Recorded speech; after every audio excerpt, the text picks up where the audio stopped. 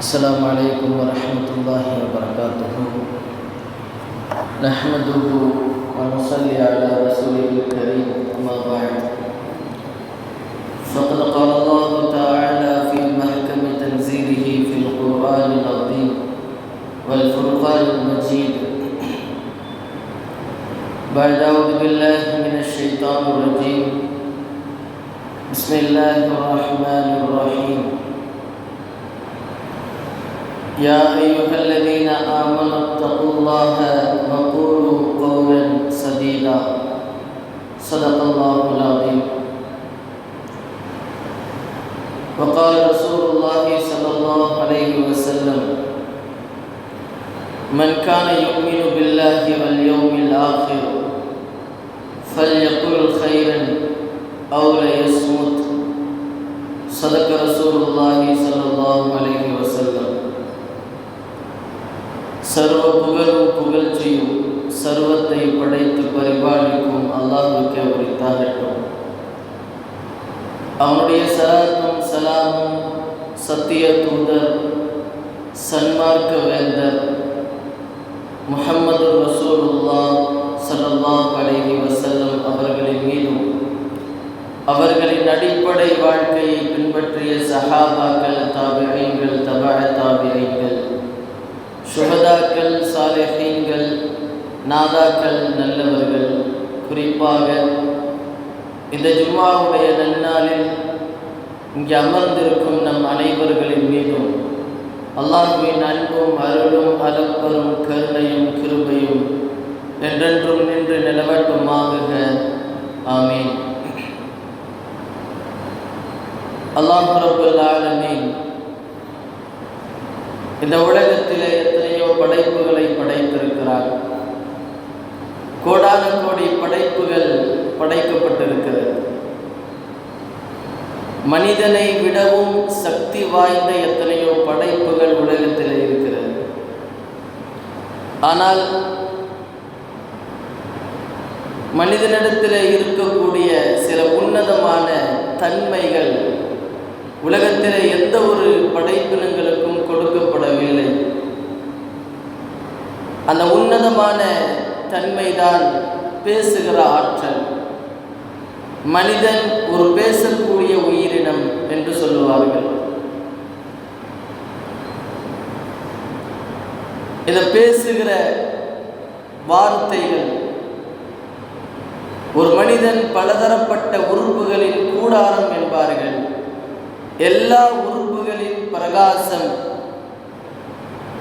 எல்லா உறுப்புகளும் ஜொலிக்க வேண்டும் என்று சொன்னால் ஒரே ஒரு உறுப்பை மையப்படுத்தி தான் இருக்கிறது. அந்த ஒரு உறுப்பு பிரகாசித்தால் மற்ற ஏனைய உறுப்புகள் பிரகாசிக்கும். அது ரொம்பவும் சிறிய உறுப்பு தான், நாவு என்கிற உறுப்பு.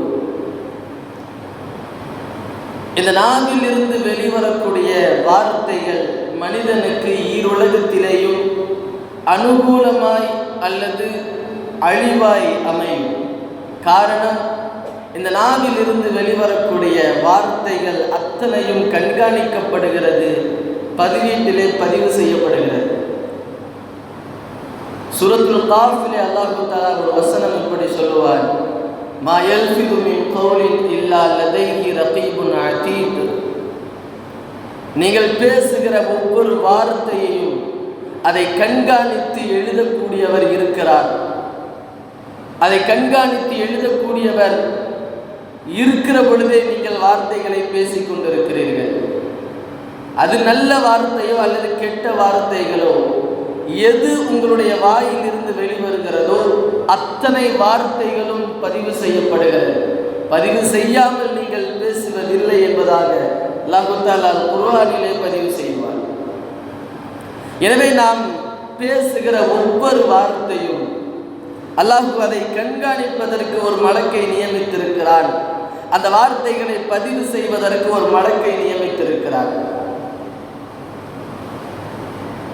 நம்மிலே வாயிலே இருந்து வெளிவரக்கூடிய வார்த்தைகள் பொதுவாக ஒரு போர்க்களத்தை ஏற்படுத்துவதற்கும் காரணமாக இருக்கும், ஒரு போர்க்களத்தை சாந்தமாக்குவதற்கு காரணமாகவும் அமையும் நம்முடைய வார்த்தைகள். ஸல்லல்லாஹு அலைஹி வஸல்லம் அவர்கள் சொல்லுவார்கள், முஆத் இப்னு ஜபல் ரலியல்லாஹு அன்ஹு அவர்களை அழைத்து சொல்லுவார்கள், யா முஆத், ஒரு மிகப்பெரிய விஷயத்தை உனக்கு நான் சொல்லித் தருகிறேன், யா ரசூலுல்லாஹ் சொல்லித் தாருங்கள். இந்த நாவை பிடித்து ஸல்லல்லாஹு அலைஹி வஸல்லம் சொல்லுவார்கள், குஃப அலைக ஹாதா, குஃப அலைக ஹாதா, ஓ முஆத், இந்த உறுப்பை விட்டும் நீ பாதுகாப்பு தேடிக்கொள் என்று சொல்லுவார்கள். அப்ப முஆத் ரலியல்லாஹு அன்ஹு அவர்கள் கேட்பார்கள், யா ரசூலுல்லாஹ், யா ரசூலுல்லாஹ், இன்னா லமுஆஹிதுன பிமா நதகல்லமு பிஹி, நாம் பேசுகிற வார்த்தைகளுக்கெல்லாம் நாம் பிடிக்கப்படுவோமா என்று முஆத் அவர்கள் கேட்கிற பொழுது ஸல்லல்லாஹு அலைஹி வஸல்லம் சொல்லுவார்கள், ஸகல்த உம்மதக யா முஆத், ஸகல்த உம்மக யா முஆத், வஹல் யகுபுன் நாஸ அலா உஜூஹிம் ஃபின்னாரி இல்லா ஹஸாயிதி அல்சினதிஹிம். நாளை மறுமையிலே நரகத்தில் மனிதர்கள் எல்லாம் முகம் குப்புற விழுகுவதற்கு ஆக பெரிய காரணமாய் இருப்பது அவர்களின் நாவு வெளிப்படுத்திய வார்த்தைகள் என்பதாக பெருமான் ஸல்லல்லாஹு அலைஹி வஸல்லம் சொல்லுவார்கள். ஒரு மனிதன் வெளிப்படுத்துகிற வார்த்தை அவனை சொர்க்கத்திற்கு கொண்டு செல்வதற்கும் காரணமாக அமைகிறது, அவனை நரகத்திலே தள்ளுவதற்கும் காரணமாக அமைகிறது. அதனால்தான் வார்த்தைகளை பயன்படுத்துகிற பொழுது ரொம்ப ஜாக்கிரதையாக பயன்படுத்த வேண்டும், யோசித்து பயன்படுத்த வேண்டும், சிந்தித்து நீங்கள் பேசுங்கள். தமிழிலே சொல்லுவார்கள், பேசாத வார்த்தைக்கு நீ ராஜா, பேசிய வார்த்தைகள் உனக்கு எஜமான் என்று சொல்லுவார்கள். பேசாத வார்த்தைகளுக்கு நீ எஜமான், பேசிய வார்த்தைகள் உனக்கு எஜமான் என்று சொல்லுவார்கள். ஒரு வார்த்தைகளை பேசிவிட்டால் மீண்டும் அதை அள்ள முடியாது, அந்த வார்த்தைகளை மீட்ட முடியாது. பேசியதுதான். அதனால் ஏற்படுத்துகிற விபரீதங்கள் அது ஏற்பட்டே தீரும். அதனால் தான் சொல்லுவார்கள், பேசுவதற்கு முன்னால் நீ சிந்தித்து பேசு, யோசித்து நீங்கள் பேசுங்கள். நம்முடைய மார்க்கத்திலே ஒரு அடியானின் உள்ளத்தில் ஏற்படுகிற பாவமான எண்ணங்களுக்கெல்லாம் தீமை எழுதப்படுமா என்றால் எழுதப்படாது. ஒருவரை பற்றி நாம் தவறாக யோசிக்கிறோம், யோசிக்கவில்லை என்று யாரும் சொல்ல முடியாது. யோசிப்பார்கள். ஒருவரை பற்றி பொறாமை கொள்ளலாம், ஒருவரிடத்தில் கஞ்சத்தனம் கொள்ளலாம், சில விஷயங்களை பற்றி நாம் தற்பெருமை கொள்ளலாம். இந்த எண்ணங்களுக்கெல்லாம் பாவம் எழுதப்படுமா? எழுதப்படாது. ஒருவரிடத்தில் நாம் கோபப்படலாம், உள்ளத்திலே கோபப்படலாம் ஒருவரை பற்றி, இதற்கு பாவம் எழுதப்படுமா? எழுதப்படாது. எப்பொழுது எழுதப்படும் என்றால், எப்பொழுது அது உங்களின் நாவிலே இருந்து உறுப்புகளிலே இருந்து வெளியாகிறதோ அப்பொழுதுதான் அதற்கான பாவம் எழுதப்படும். ஒருவரை பற்றி நான் பொறாமை கொள்கிறேன், அவரை பற்றி இன்னொரு இடத்திலே நான் புறம் பேசுகிறேன் என்று சொன்னால் பாவம் எழுதப்படும். ஒருவரை பற்றி நான் கோபம் கொள்கிறேன், கோபப்பட்டு சில வார்த்தைகளை நான் பேசி விடுகிறேன், வீசி விடுகிறேன் என்று சொன்னால் பாவம் எழுதப்படும். எனவே நம்முடைய மார்க்கத்தில் உள்ளத்தில் ஏற்படுகிற எந்த தவறான எண்ணங்களுக்கும் பாவம் இல்லை. ஆனால் அது நாவின் மூலமாக, நாவின் வழியாக அது வெளிப்பட்டால் அதற்கான பாவங்கள் மார்க்கத்திலே எழுதப்படுகிறது. இன்றைக்கு நாம் யோசிக்கிறோம், நம்முடைய வார்த்தையால் எத்தனை பேரை நாம் காயப்படுத்தியிருப்போம், எத்தனை பேரை நாம் அனாவசியமாக திட்டிருப்போம். தேவையாகவே இருந்தாலும் அத்தியாவசியமாகவே இருந்தாலும் எத்தனை கடும் சொற்களால் அவர்களை பேசி உள்ளத்தை காயப்படுத்தியிருப்போம். நம்முடைய மனைவியாக இருக்கட்டும், தந்தையாக இருக்கட்டும், அல்லது சமூகத்தில் யாராக வேண்டுமானாலும் இருக்கட்டும், சர்வசாதாரணமாக நாம் பேசி விடுகிறோம் அல்லவா? சர்வசாதாரணமாக அவருடைய உள்ளத்தை நாம் காயப்படுத்துகிறோம் அல்லவா? அதற்கு ஒரு சாக்கு ஒன்று சொல்லுவோம், கோபம் வந்து விட்டது, டக்குன்னு பேசிவிட்டேன், கோபம் வந்து விட்டது, என்னை அறியாமல் வார்த்தைகள் வெளிப்படுத்தி விட்டன என்று சொல்லுவோம். கோபம் வந்தால் நம்மை அறியாமலேயே சில வார்த்தைகள் நாம் பேசி விடுகிறோம். ஆனால் அதன் மூலமாக ஏற்பட்ட காயங்கள் எப்பொழுது ஆகும்? ஒரு தந்தை தன்னுடைய கோபக்கார மகனிடத்தில் சொல்லுவார். ஒரு அனுபவ கதை தன்னுடைய கோபக்கார மகனிடத்தில் சொல்லுவார். உனக்கு கோபம் வருகிற சுவற்றிலே ஒரு ஆணியை நீ அடித்துக்கொள். அந்த மகன் என்ன செய்வார்? கோபம் வருகிற பொழுதெல்லாம் ஒரு ஆணியை எடுத்து சுவற்றிலே அடித்துக் கொள்வார். அப்படியே அடித்து அடித்து அந்த சுவர் முழுக்க ஆணிகள். இப்ப தந்தை கொண்டு வந்து காட்டுவார், இந்த ஆணி அத்தனையும் நீ இப்பொழுது பிடுங்க வேண்டும், இப்பொழுது பிடுங்கி நீ எறி. அவ்வளவுதான் லேசான விஷயம். அத்தனை ஆணிகளையும் அவர் பிடுங்கி விடுவார். தந்தை அழகாக சொல்லுவார், நீ அந்த ஆணியை வேண்டுமானால் பிடுங்கி விடலாம், அந்த ஆணியின் மூலமாக அந்த சுவற்றிலே ஏற்பட்ட வடு, அந்த சுவற்றிலே ஏற்பட்ட அடையாளத்தை நீ எப்படி மறைப்பாய்? அதுபோலதான் உன் கோபமும். கோபத்தால் நீ பேசி விடுகிறாய், அவரை நீ சமாதானப்படுத்தி விடலாம், ஆனால் உன் வார்த்தைகளால் அவருடைய உள்ளத்திலே காயம் ஏற்பட்டிருக்கும் அல்லவா, அவருடைய உள்ளத்திலே வடு ஏற்பட்டிருக்கும் அல்லவா, அதை உன்னால் எப்படி மறைக்க முடியும்? எப்படி உன்னால் போக்க முடியும்? இன்றைக்கு நாம் எத்தனையோ பேரிடத்திலே கோபமாக சட்டென்று பேசிவிடுவோம். அவருடைய உள்ளம் எந்த அளவிற்கு பாதிப்பை ஏற்படுத்தும் என்று சொன்னால், அந்த பாதிப்பை அல்லாஹ் மாத்திரமே அறிவார். அவருக்கும் அல்லாஹ்விற்கும் மத்தியிலே ஒரு தொடர்பை அது ஏற்படுத்திவிடும். கோபமாக பேசிவிட்டோம், அவருடைய உள்ளம் காயம் ஏற்பட்டு விட்டது. ஒருவரை ஒரு பார்வை அல்லாஹ்விடத்திலே பார்த்தால் போதும், நம்முடைய வாழ்க்கை அத்தனைக்கும் அது போதுமானது. எனவேதான் பேசுகிற பொழுது மிகவும் ஜாக்கிரதையாக யோசித்து சிந்தித்து பேச வேண்டும். அதிகமான சஹாபாக்கள் ஸல்லல்லாஹு அலைஹி வஸல்லம் அவர்களிடத்திலே கேட்பார்கள், அழகான கேள்விகள் கேட்பார்கள். ஐயுல் அமாலி அஃதலு, யா ரசூலுல்லாஹ், அமல்களில் சிறந்தது எது என்று கேட்பார்கள். அஹப்புல் அமாலி, அல்லாஹ்விடத்தில் மிகவும் பிரியமான அமல் எது என்று கேட்பார்கள். இப்போ ஒரு சஹாபி வந்து கேட்கிறார், கொஞ்சம் வித்தியாசமான கேள்வி. ஐயுல் இஸ்லாமி அஃதலு, எந்த இஸ்லாம் சிறந்தது, எந்த இஸ்லாம் சிறந்தது என்று கேட்கிறார்கள். அப்ப ஸல்லல்லாஹு அலைஹி வஸல்லம் சொன்னார்கள், மின் ஹுஸ்னில் இஸ்லாமில் மர்இ தர்குஹு மா லா யஅனிஹி, அழகிய இஸ்லாம் தேவையில்லாத விஷயத்தை விட்டும் நீ தவிர்த்து கொள்வது என்பார்கள் ஸல்லல்லாஹு அலைஹி வஸல்லம். உனக்கு அது தேவையில்லாத விஷயமா, நகர்ந்து சென்று கொண்டே இருக்க வேண்டும்.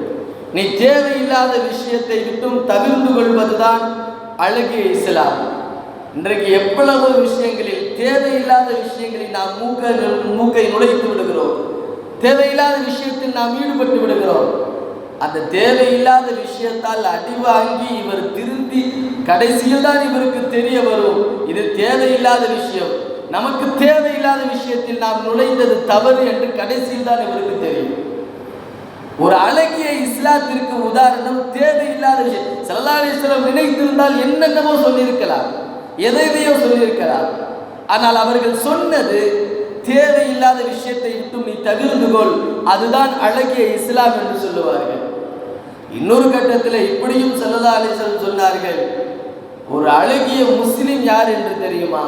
மன் சலிமல் முஸ்லிமூன மின் லிசானிஹி வ யதிஹி, யாரை விட்டும் பிற முஸ்லிம்கள் நாவாலும் கையாலும் பாதுகாப்பு பெறுகிறார்களோ அவரே சிறந்த முஸ்லிம் என்று சொல்லுவார்கள். எந்த முஸ்லிமுடைய நாவை விட்டும் கையை விட்டும் பிற மனிதர்கள் பாதுகாப்பு பெறுகிறார்களோ அவரே சிறந்த முஸ்லிம் என்று சொல்லுவார்கள். இவன்கிட்ட பேசினாலே கண்டமேனிக்கெல்லாம் பேசுவானே, இவன்கிட்ட பேசுறதுக்கு எனக்கு பிடிக்கல, இஷ்டத்திற்கு வந்தபடியெல்லாம் அவன் வார்த்தைகளை விடுவான் என்று ஒருவர் பெயர் வாங்கினால் அவன் சிறந்த முஸ்லிம் அல்ல. ஸல்லல்லாஹு அலைஹி வஸல்லம் அவர்கள் சொன்னார். சுஃபியான் இப்னு அப்துல்லா ரலியல்லாஹு அன்ஹு ஒரு சஹாபி ஸல்லல்லாஹு அலைஹி வஸல்லம் அவரிடத்தில் கேட்பார்கள், யா ரசூலுல்லாஹ், மா அஹ்வஃப மா தகாஃபு அலைய, என் உறுப்புகளிலேயே நான் அதிகமாக பயப்படுகிற உறுப்பு எது என்று கேட்பார்கள். இப்ப ஸல்லல்லாஹு அலைஹி வஸல்லம் சொல்லுவார்கள்,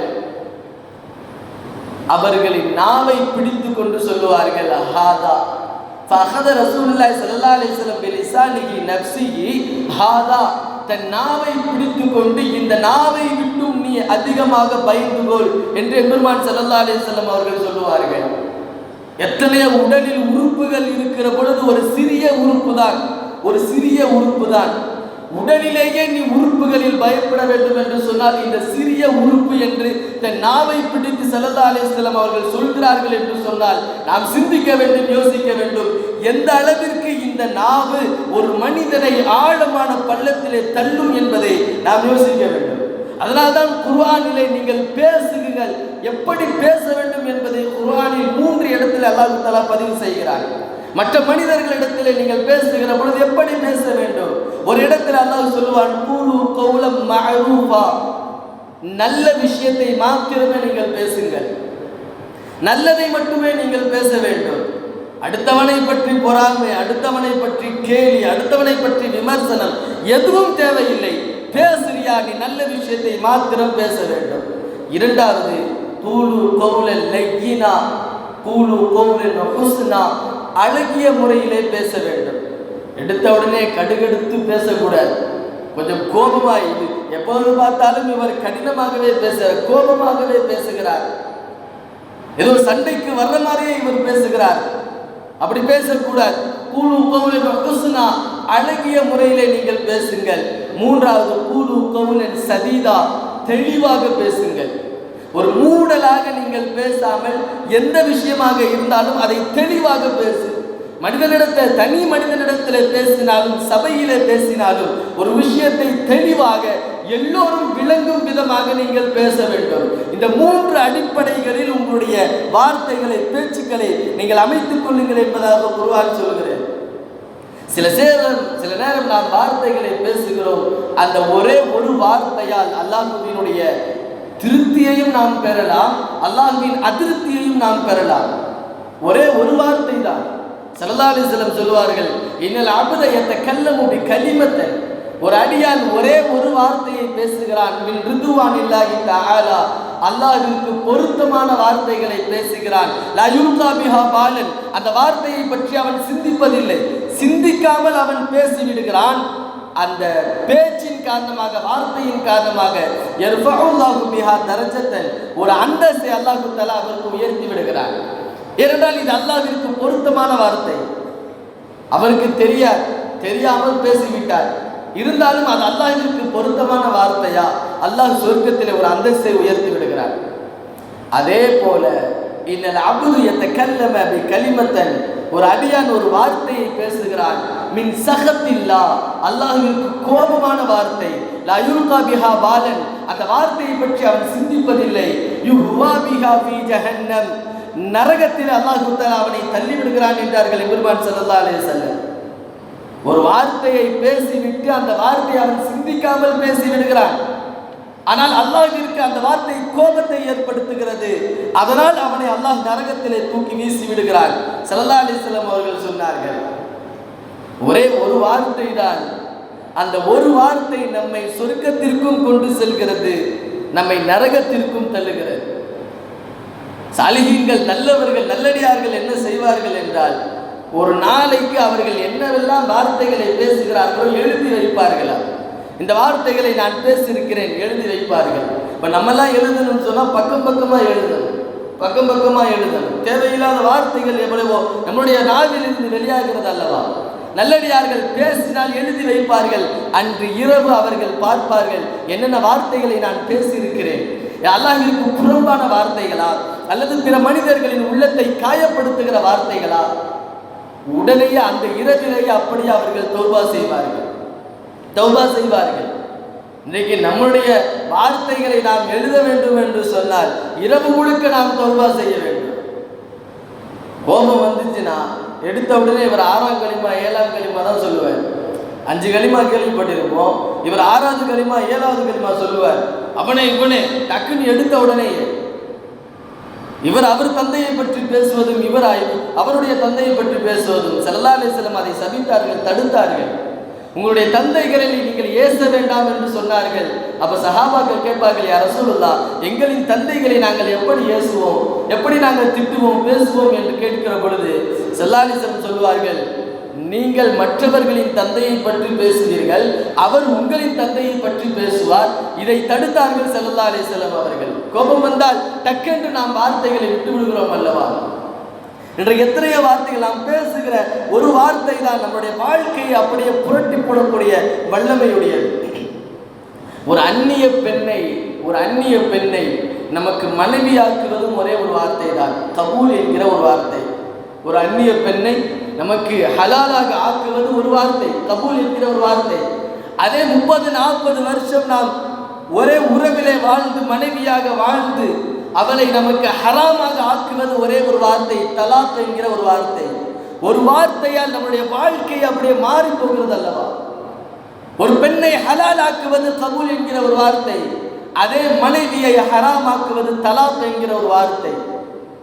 இன்றைக்கு அந்த ஒரு வார்த்தையால் எத்தனை குடும்பங்கள், எத்தனை தம்பதிகளின் வாழ்க்கைகள் இருளில இருக்கிறது. கோபத்தால் டக்கென்று நான் சொல்லிவிட்டேன், தலாக் என்று என்னுடைய நான் அறியாமல் சொல்லிவிட்டேன், நான் சொல்ல வேண்டும் என்று எனக்கு ஆசை இல்லை, எண்ணம் இல்லை, கோபம் வந்தது, தலாக் என்று நான் சொல்லிவிட்டேன். அந்த கோபத்தால் இப்பொழுது நாங்கள் பிரிந்து வாழுகிறோம் என்று சொல்லக்கூடிய எத்தனை தம்பதிகள். நீ கோபமாகவே சொன்னாலும் நான் கோபமாக தானே சொன்னேன், அது எப்படி தலாக் நிகழும் என்று கேட்க முடியாது. காரணம், நீ கோபமாகவே சொன்னாலும் தலாக்கு தான், அவள் உனக்கு ஹராமு தான். எவ்வளவுதான் நீங்கள் சமாதானம் செய்தாலும் சரி, நீ சொன்ன அந்த ஒரு வார்த்தை உன்னுடைய வாழ்க்கையை புரட்டி போடும். சில சமயம் நாம் பேசுகிற ஒரு வார்த்தை எந்த அளவிற்கு நம்மை அழிவுக்கு தள்ளுகிறது என்று சொன்னால், நாம் பேசுகிற வார்த்தைகள் அது வானை நோக்கி செல்கிறது. அது நல்ல வார்த்தைகளாக இருந்தால் சரி, தீய வார்த்தைகளாக இருந்தால் அந்த வார்த்தைகளை வரவேற்பதற்கு வானம் அதனுடைய கதவுகளை மூடிக்கொள்கிறது. மீண்டும் அதே வார்த்தை பூமியை நோக்கி வருகிறது, பூமி அதனின் கதவுகளை மூடிக்கொள்கிறது. யாரை நோக்கி அந்த வார்த்தையை சொன்னாரோ அவரின் பக்கம் அந்த வார்த்தை செல்கிறது. அவர் அதற்கு தகுதியாக இல்லை என்று சொன்னால் சொன்னவரின் பக்கமே மீண்டும் அந்த வார்த்தை மீள்கிறது. ஒருவரை பார்த்து நாசமாக போ என்று நாம் சொல்லிவிட்டோம், அந்த வார்த்தை உடனே வானத்தை நோக்கி செல்கிறது. வானத்தின் கதவுகள் அடைக்கப்பட்டு பூமிக்கு வருகிறது. பூமியின் கதவுகள் அடைக்கப்பட்டு சொன்னோம் அல்லவா, யாரை பார்த்து சொன்னோம் அவரின் பக்கம் அந்த வார்த்தை செல்கிறது. அவர் நல்லவராக இருந்தால், சாலிகானவராக இருந்தால் அவரின் பக்கம் அந்த வார்த்தை செல்லாமல், யார் சொன்னாரோ நாசமாக போ என்று யார் சொன்னாரோ அவரின் பக்கமே அந்த வார்த்தை மீளுகிறது. அவருக்கு அந்த வார்த்தை பழிக்கிறது. அவர் சொன்ன வார்த்தையாலேயே அவருடைய ஒட்டுமொத்த வாழ்க்கையும் நாசமாக போகிறது. எனவேதான் வார்த்தைகள், அது கவனம் தேவை. நாம் பேசுகிற வார்த்தைகள் பின்னால் நமக்கே பாதிப்பு ஏற்படுத்தும். ஜிப்ரீல் அலைஹிஸ்ஸலாம் அவர்கள் ஃபிரௌனிடத்தில் மனித வேடத்தில் வருகிறார்கள். வந்து கேட்கிறாங்க, ஒரு அரசன் இருக்கிறார், அவனுக்கு ஒரு அடிமை இருக்கிறார். அந்த அரசர் அந்த அடிமைக்கு பலவிதமான உபகாரங்களை செய்கிறார். பலவிதமான உபகாரங்களை அனுபவித்தும் அந்த அடிமை அரசனுக்கு மாறு செய்தால் என்ன செய்வது? கேட்பது ஜிப்ரீல் அலைஹிஸ்ஸலாம் ஃபிரௌனிடத்தில் கேட்கிறார்கள், என்ன செய்வது? இப்போ ஃபிரௌன் சொல்லுவார், அவனை என்ன செய்யணும்? தண்ணியில் முக்கி கொல்லணும் ஃபிரௌன் சொல்லுவார். அப்போ ஜிப்ரீல் அலைஹிஸ்ஸலாம் சொல்வார்கள், இந்த வார்த்தையை அப்படியே எனக்கு ஒரு காகிதத்தில் பதிவு செய்து கொடுங்கள். அவரும் காகிதத்தில் பதிவு செய்து கொடுப்பார். பின்னாட்களில் அல்லாஹு தாலா ஃபிரௌனை அழிக்கிற பொழுது, தண்ணீரிலே கடலிலே முக்கி அழிக்கிற பொழுது ஜிப்ரீல் அலைஹிஸ்ஸலாம் அந்த காகிதத்தை அவனிடத்திலே காட்டுவார்களாம். பார்த்தாயா, நீ சொன்ன வார்த்தை தான் இது. அல்லாஹ் உனக்கு எஜமானன், அவனுக்கு நீ மாறு செய்தாய். ஒரு அடியான், ஒரு அடிமை தன் எஜமானனுக்கு மாறு செய்கிற பொழுது நீ என்ன சொன்னாய்? தண்ணீரிலே முக்கி அவனை சாகடிக்க வேண்டும் நீ சொன்னாய் அல்லவா? அதுதான் இப்பொழுது நடந்து கொண்டிருக்கிறது. அல்லாஹ்விற்கு நீ மாறு செய்தாய், உன்னை அல்லாஹ் இப்பொழுது தண்ணீரிலே மூழ்கடித்துக் கொண்டிருக்கிறான் என்று சொல்வார்கள் ஜிப்ரீல் அலைஹிஸ்ஸலாம் அவர்கள். நம் வாழ்விலே எத்தனையோ வார்த்தைகள், சிந்தனை இல்லாமல் பேசுகிற வார்த்தைகள், எத்தனையோ நிந்தனைகளுக்கு அது காரணமாக மாறி போகிறது. எத்தனையோ வார்த்தைகள் அதை யோசிக்காமல் சிந்திக்காமல் நாம் பேசிவிடுகிறோம். ஸல்லல்லாஹு அலைஹி வஸல்லம் அவர்களுக்கு முன்னால் ஒரு மனிதர் சாப்பிட்டு கொண்டிருப்பார். வலது கரத்தால் சாப்பிடுவார், இடது கரத்தால் சாப்பிட்டு கொண்டிருப்பார். அப்போ ஸல்லல்லாஹு அலைஹி வஸல்லம் சொல்வார்கள், குல் பியமீனிக, உன்னுடைய வலது கரத்தால் சாப்பிடு ஸல்லல்லாஹு அலைஹி வஸல்லம் சொல்லுவாங்க. அப்போ அந்த மனிதர் என்ன செய்யணும்? என்னால் முடியலை அப்படின்னு சொல்லணும். அவர் என்ன சொல்வார்? முடியாது அப்படின்னு சொல்லுவார். முடியாது, என்னால் சாப்பிட முடியாதா? மஸ்தத்தாயத்த, அப்படி என்றால் முடியாமலேயே போகட்டும். ஸல்லல்லாஹு அலைஹி வஸல்லம் சொல்லிடுவாங்க, முடியாமலேயே போகட்டும். காலம் முழுக்க அந்த மனிதருடைய சாகும் வரையிலேயும் அந்த மனிதரால் அவருடைய வலது கரத்தை உபயோகப்படுத்தாமலேயே போய்விட்டு, சிந்திக்காமல் சொல்கிற ஒரே ஒரு வார்த்தை நம்முடைய ஒட்டுமொத்த வாழ்க்கைக்கும் அது மிகப்பெரிய ஆபத்தை ஏற்படுத்தும். அதனால்தான் உருதுவிலே ஒரு அழகான ஒரு கவிதை ஒன்று சொல்லுவார்கள், கஹே ஏக் ஜப் சுன் லே இன்சானு தோ, நீங்கள் பேசுகிற பொழுது சிந்தித்து பேசுங்கள். முதலில் அந்த வார்த்தைகளை உங்களால் கேட்க முடிகிறதா என்று நீங்கள் சிந்தித்து பேசுங்கள். நான் பேசுகிறேன், அது என்னுடைய காதால் கேட்க முடிகிறதா, என்னால் அதை சகித்துக் கொள்ள முடிகிறதா, தாங்கிக் கொள்ள முடிகிறதா, சிந்தித்து நீ பேசு. குதானே ஏக் ஜபான் ஏக் தி கான் தோ. அல்லாஹ் தஆலா ஒரு நாவை கொடுத்து 2 காதை கொடுத்ததற்கு காரணம் என்ன? உன் 2 காதால் அந்த வார்த்தைகளை நீ கேள், சிந்தித்து பார். உன்னால் அதை கேட்க முடிந்தால் நீ மற்றவர்களிடத்தில் பேசு.